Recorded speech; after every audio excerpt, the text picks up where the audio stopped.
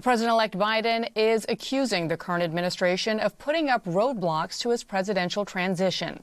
He says political leadership in the Budget Office and Defense Department are to blame, calling their lack of transparency nothing short of irresponsible. Now, Acting Defense Secretary Christopher Miller responded, saying, quote, DOD's efforts already surpass those of recent administrations with over 3 weeks to go, and we continue to schedule additional meetings for the remainder of the transition and answer any and all requests for information in our purview. I'm joined now by Rhode Island Democratic Congressman David Cicilline. He also serves on the Foreign Affairs and Judiciary Committees. Congressman, thank you so much for joining us. Let's begin with these transition roadblocks that Biden is calling out. What is going on here, and how dangerous would it be for the incoming president to be playing catch-up as he enters the White House, especially with a suspected Russian hack still ongoing? Well, unfortunately, this is a pattern of this president who has in every way obstructed the transition to the new president. He refuses to acknowledge that Joe Biden will be the president of the United States and has won the election. And I think there have been a number of difficulties in terms of the sharing of information. Anything that is not shared that relates to our national security obviously endangers the security and safety of our country. And so there are real consequences to this. Thankfully, the president-elect has assembled an extraordinary national security team and will, of course, catch up quickly. But this is just one more example of the sort of reckless, childish behavior of a president who lost an election and is not putting the best interests of the American people first. Yeah, this really stood out, though, because President-elect Biden, for the most part, has been rather reserved in terms of criticizing the current administration, and yet to hear those words from him yesterday were pretty jarring. Let's move on to the other news. Yesterday, your chamber passed a measure to increase stimulus checks to $2,000. Do you have any confidence that this measure will make it through to the Senate? Well, it should. Look, we did two important things yesterday. We overrode the president's veto of the National Defense Authorization Bill to be sure our troops get the pay raise they deserve, that we take care of our veterans, that we protect the defense of our country. And we also passed in a bipartisan way with over 2/3 vote of the House to raise the survival checks to $2,000. The president says he supports that. He should be pressuring Mitch McConnell to bring that bill to the floor for a vote. I think if Mitch McConnell does that, we will have the support from the Democrats and enough Republicans to make it a reality. Look, people are struggling. They're facing difficulties paying their bills, paying rent or mortgage, putting food on the table. We're in the worst economic crisis of our lifetimes, the worst pandemic health crisis in 100 years, and the federal government needs to do more to help struggling families.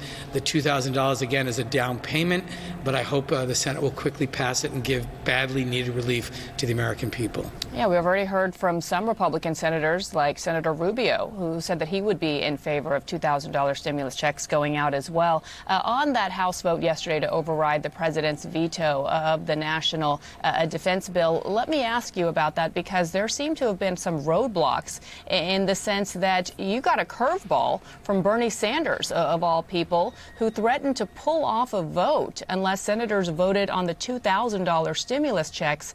How much does this complicate matters now? Well, I think, what Senator Sanders is trying to do is force Mitch McConnell to give the American people an up or down vote on that important bill to raise the amount of survival checks. They should do both things. They should override the veto of the NDAA so we can take care of our troops, and they should pass the increased survival checks. And so I think what Senator Sanders is trying to do is use a vehicle in the Senate to force a vote. But, Mitch McConnell has been the sort of grim reaper of legislation historically. There are hundreds of bills that we've passed out of the House that are sitting on his desk that he refuses to bring to the floor. This is just the most recent example, but I think whatever method they can use to force a vote on both those things is a good idea. Let me move on to a conversation I had last night with highly decorated retired Lieutenant Colonel Alexander Vindman. As you know, he was a key witness in the president's impeachment trial. He retired this summer after 21 years in the Army, citing political retaliation by the president and his allies. He tells me last night, though, that the military didn't do enough to help and protect him. Take a listen. Did the top brass in the military do enough to support and protect you? The bottom line is no, they haven't. At no point did any senior leader, civilian or military, attempt to contact me and indicate that I was still in good standing in the military. Congressman, this happened after Defense Secretary at the time, Mark Esper, said that he wouldn't be retaliated against, even though there was a delay, a long, unexpected and unusual delay in his promotion prior to Vindman actually stepping down. Is this something that you think merits looking into in an investigation in and of itself? Because what message does this send to others in the military who want to speak out when they see something wrong and worry that the same thing may happen to them? Absolutely. Look, Alexander Vindman is an American hero.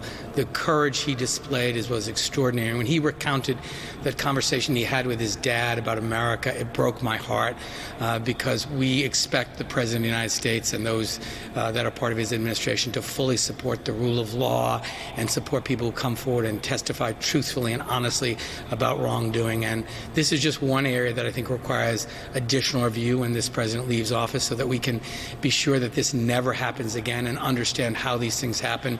This is one of many examples of tremendous corruption by this president and this administration, and we have a responsibility, obviously, to move forward, but also to thoroughly understand how it happened and what we need to do to make certain it never happens again in this country. Well, we will be following up with you on that, indeed, to see if you do launch an investigation. Congressman David Cicilline, thank you as always. Happy New Year to you. Happy New Year to you. Thank you.